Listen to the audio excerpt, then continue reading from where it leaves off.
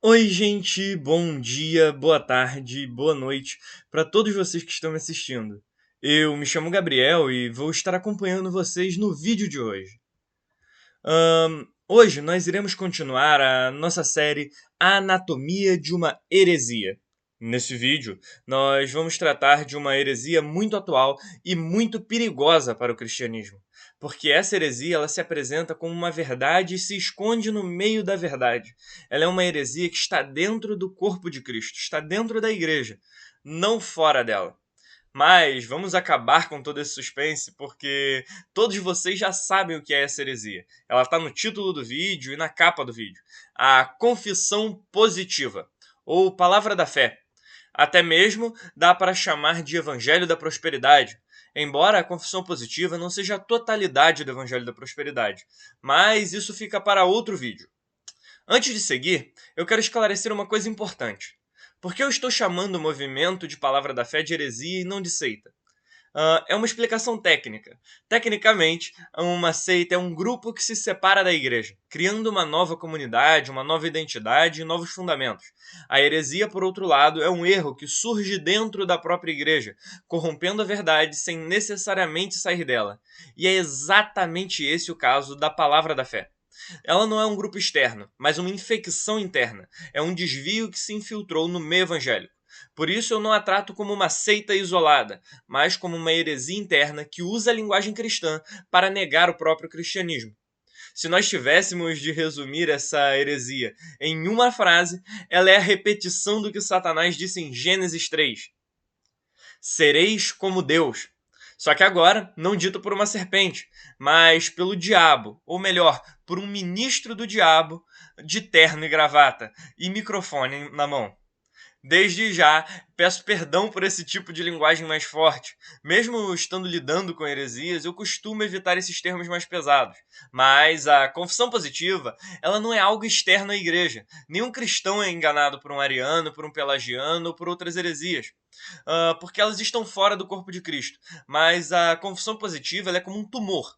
Ela engana, corrompe e suja a verdadeira fé. Mas antes de nós julgarmos apressadamente, precisamos entender o que esse ensino é e de onde esse ensino veio. Nós vamos agora abrir o nosso primeiro tópico. Vamos lidar com a história da heresia, a história do movimento de confissão positiva.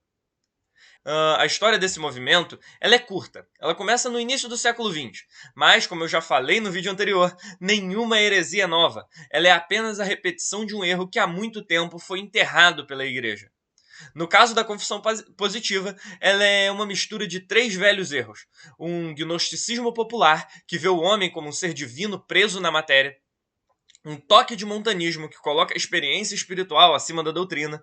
Uma pitada de preexistência das almas, o que não é uma doutrina central do movimento de Palavra da Fé, mas nós encontramos isso em alguns escritos de alguns líderes do movimento de Palavra da Fé. Bom, essa ideia de preexistência das almas é a ideia de Orígenes, de que nós existíamos antes de nascer, nossa alma sendo eterna igual a Deus. Pode-se acrescentar também o que eu chamo de sola experientia, que seria um quarto ponto, de Thomas Müntzer. A ideia de que uma crença de que a experiência espiritual substitui a escritura. Mas vamos focar no que o movimento acredita propriamente, o que o movimento propriamente dito diz. A confissão positiva tem dois grandes nomes, Kenneth Hagin e E.W. Kenyon. Kenyon foi o arquiteto das ideias desse movimento, e Hagin foi o pregador que as espalhou ao mundo. Nós vamos começar pelo mais antigo e depois nós mudamos para tratar do mais famoso entre eles. Kenyon, ele se formou em uma faculdade de pensamento New Thought, uma espécie de nova era. Uma crença comum nesses grupos de nova era, nesses grupos New Thought ou de novo pensamento, é que o homem é um deus, um tipo de um deus que, pelo seu próprio poder, ele pode trazer as suas ideias à realidade. E bom, Kenyon aplicou essas ideias ao cristianismo. Ele dizia que, como as promessas feitas a Abraão se aplicam à igreja, basta declarar algo e Deus trará nossas palavras à realidade. Esse é um tipo de aliancismo extremado e defeituoso. É uma mistura de misticismo com mateologia. Aqui tem um fato curioso. Até irônico, se pararmos para olhar. A maior parte das igrejas que hoje seguem as heresias de Kenyon e Hagin não são aliancistas. Elas são dispensacionalistas. Ou seja, elas reproduzem uma teologia nascida de um erro aliancista, mas vestida de um sistema dispensacional. É a incoerência de uma heresia que nem entende a sua própria raiz. Mas o foco aqui é a história. E voltaremos às suas doutrinas mais adiante. Agora nós vamos falar de quem realmente popularizou esse ensino. Kenneth Hagin. Foi através dele que esse ensino deixou de ser uma especulação marginal e virou um movimento completo, com igrejas, escolas e um sistema doutrinário próprio. Hagin afirmava ter recebido revelações diretas de Jesus Cristo, nas quais o próprio Senhor lhe ensinava os princípios da fé.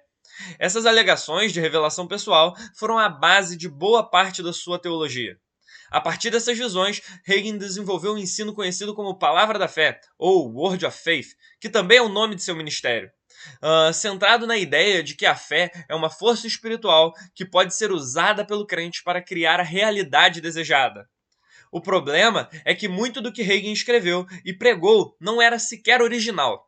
Diversos pesquisadores, especialmente D.R. McConnell, no seu livro A Different Gospel, mostraram que trechos inteiros dos livros e dos sermões de Hagin são cópias literais de E.W. Kenyon. McConnell demonstra que Hagin não só repetiu conceitos, mas até mesmo reproduziu parágrafos inteiros, trocando somente alguns termos. A teologia de Hagin se apoia na mesma base da de Kenyon. O homem sendo um espírito da mesma classe de Deus. O homem ele perdeu essa sua natureza divina, mas ele pode recuperá-la. A fé e a palavra falada, elas são os meios pelo quais o homem exerce autoridade espiritual no mundo. E o cristão, ao usar o nome de Jesus, atua como se fosse o próprio Cristo na Terra. E é exatamente esse o tipo de linguagem que aparece em obras como Zoe, The God Kind of Life e The Name of Jesus, que são traduzidos como Zoe, a própria vida de Deus e o nome de Jesus, nas quais Hagin chega a afirmar que o homem viveu em termos de igualdade com Deus e que a igreja é chamada a Cristo. Essas declarações marcam um ponto de ruptura com a fé cristã histórica, pois elas invertem a relação criador e criatura e nos colocam no mesmo plano ontológico que Deus, fazem com que o ser humano seja igual a Deus. Agora, no que nós já começamos a falar das crenças do movimento de Palavra da Fé, vamos abrir o nosso segundo tópico, uma explicação sobre as suas doutrinas. Apesar da confissão positiva ou palavra da fé, refiro-me ao ato de declarar uma confissão positiva. Já ser uma heresia por si só, é importante entender que ela se fundamenta em outras heresias anteriores. Ou seja, ela é o resultado de uma combinação de erros antigos, repaginados com aparência cristã. Antes de nós entrarmos nas doutrinas, preciso destacar um ponto fundamental. Essa heresia ela usa de muitos termos cristãos, mas ela ressignifica cada um desses termos. Ela fala de fé, de redenção, vitória, autoridade espiritual. Mas, quando você examina o que esses termos significam, dentro da teologia deles, você percebe que elas não têm mais o sentido bíblico. Elas têm um novo sentido que é próprio deles. E isso é o que eu chamo de a teologia de Satanás. Pois ela é uma teologia que cita a Bíblia, assim como Satanás fez para tentar Jesus no deserto. Mas isso não é para obedecer a Deus, mas para criar uma vontade nova, contrária à vontade de Deus, para confirmar a vontade do homem. O primeiro erro que eu quero apresentar agora é o homem como um pequeno Deus. Nessa heresia, nós encontramos essa crença de que o homem, ao menos em seu espírito, é um ser da mesma classe que Deus. Essa doutrina é uma das, se não a mais grave da palavra da fé, pois isso configura um tipo de heresia antropológica, uma heresia que trata da natureza do homem. Kenneth Hagin, em um livro que nós já citamos, Zoe, The God Kind of Life, que tem uma edição em português sob o título de Zoe, a própria vida de Deus, se alguém quiser confirmar as declarações que eu cito. A edição que estou citando é a inglesa, sob uma tradução própria. Diz assim: sabemos, pois, o seguinte, o homem é um espírito, sabemos que ele pertence à mesma categoria que Deus, porque Deus é espírito e porque o homem foi criado para ter comunhão com Deus. O homem era senhor e vivia na esfera de Deus. Ele vivia em termos de igualdade com Deus. Isso são duas citações desse mesmo livro, e nessas duas frases nós vemos a afirmação herética, que ele tenta igualar o homem a Deus. Ele interpreta errado o princípio de mordomia e, a partir disso, ele conclui que o espírito humano é igual ao divino. Em parte, é disso que ele inventa esse tal poder da palavra, uma mistura de nova era e uma péssima exegese, a receita perfeita para o fracasso. Outro erro do movimento de palavra da fé é ter a fé como um tipo de lei universal. Esse movimento tenta transformar a fé, que é um ato relacional nosso para com Deus, em uma lei que rege o universo, até mesmo regindo a Deus. No cristianismo bíblico, a fé é relacional, ela é a confiança pessoal em Deus, dependência de sua vontade e submissão à sua soberania.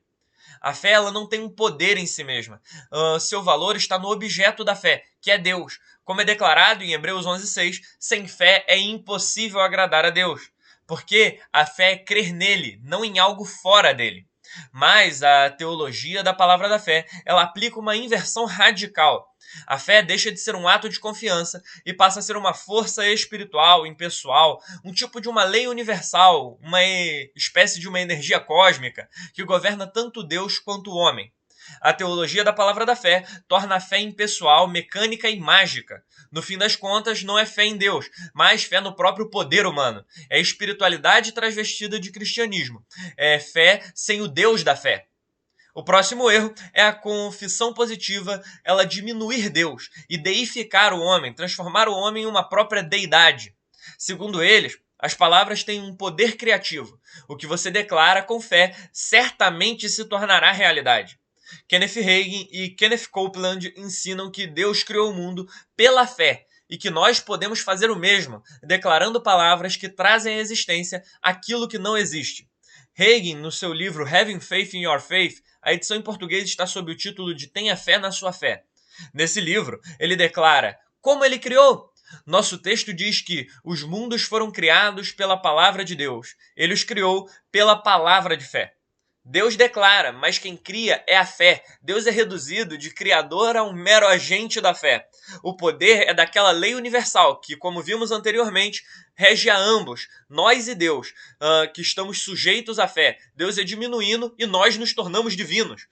A redenção legal é o próximo ponto de doutrina perigoso neles, porque eles defendem que Jesus é humanizado num conceito estranho. Vamos ver o que é essa crença. Eles afirmam que Jesus morreu espiritualmente.